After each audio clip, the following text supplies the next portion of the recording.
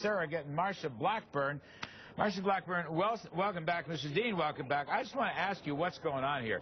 Is Hillary trying to somehow take the fall for Obama? Because if she does, it's not going to work. I don't understand the dynamic here. No, it is not going to work. And what we have to remember is this is 5 weeks. We have been 5 weeks. We don't have the answers.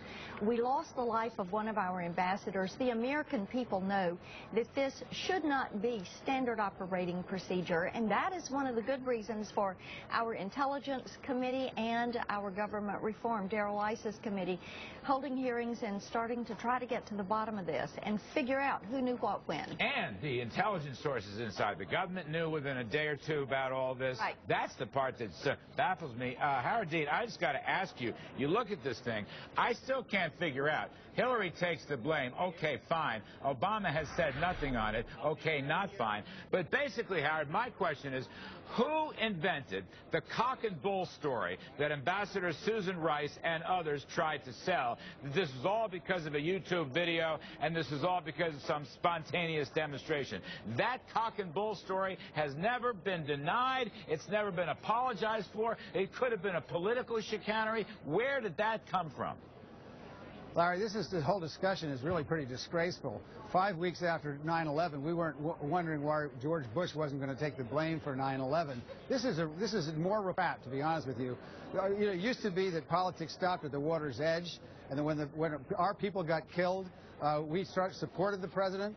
I think you guys ought to be ashamed of yourself. This is a right-wing story of nonsense. I want to get in on this, Larry. Excuse me, you can get on it in a minute. I'll give you your turn and you'll give me mine. Well, no, you're not going to sit there, Howard, and say things like this. The fact of the matter is, this is a right-wing concoction. It is nonsense. We have a U.S. ambassador Susan Rice was perfectly clear about what happened. We have 3 what others happened that was are dead. there was some intelligence that needed to be found. We need to do more investigation, and we will do more investigation to find out. But I think this president ought to get the same benefit of the doubt. This is almost akin to saying that George Bush knew about the the attack on the World Trade Center ahead of time. Marsha It's nonsense. It's BS. I'm afraid I don't agree with my friend Howard Dean, because I feel that this is a much different situation. Yes. And if President Obama had not come out, see, it's the cock and bull story that bothers me, okay? The idea that this was a video YouTube thing and it was a spontaneous demonstration when everybody knew within at least 2 days, if not 24 hours.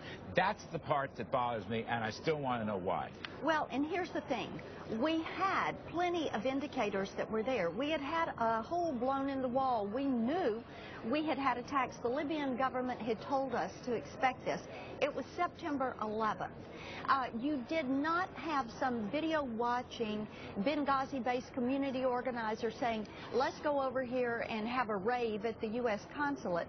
This was an organized attack. We had a Gitmo detainee that had been released back to Gaddafi at one point, and then had been let go, and we knew he was running a cell there. Plus, we knew that Al-Qaeda had metastasized all throughout North Africa. Larry, all of these components come to bear. Howard Dean, is this going to hurt President Obama's re-election?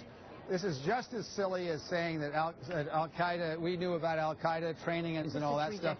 Let's stop attacking our presidents when the United States is under attack. That's all I ask. One shred of patriotism once in this election from the Republican Party would be a nice thing to do. Wait, nonsense. But you know what?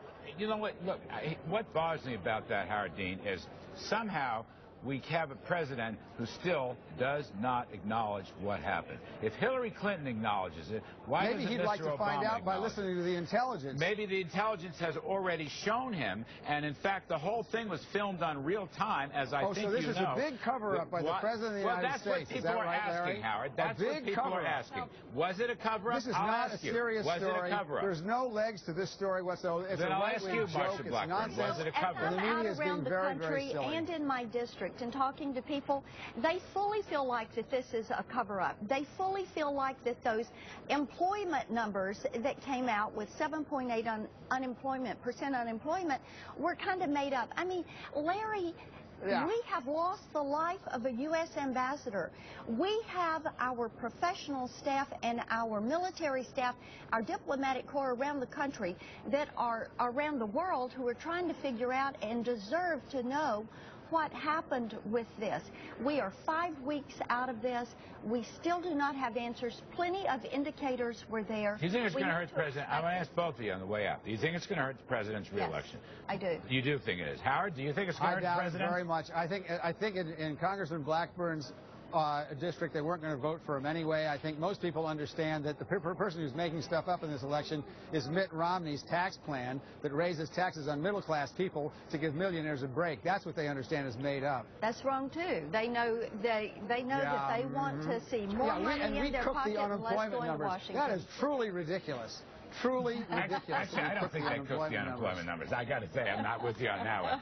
The unemployment situation is bad, but I actually do not think they cooked the unemployment numbers. But Howard, I got to tell you, this is different than the original 9/11. Your man, President Obama, he's got to come clean on this. He is not making any sense at all. And Hillary Clinton taking the rap. He wants to do the right thing for the United States of America. She is taking the rap. He's got to take her out. I will not get off this stuff. He should man up and accept responsibility for that cock and bull story that he tried to sell. Let's have a shred of patriotism here. I'm sorry. That's all it ever was, and most Americans know that. The same with 9/11, 51%. Right? No, you know that's completely different. They know it's a serious situation. Yes, of course it's serious, but we got to get the facts straight. This is right-wing nonsense. All right, Howard Dean, I got to get out of here. Governor Howard Dean, enjoy the concert at Hofstra University. Congresswoman Marsha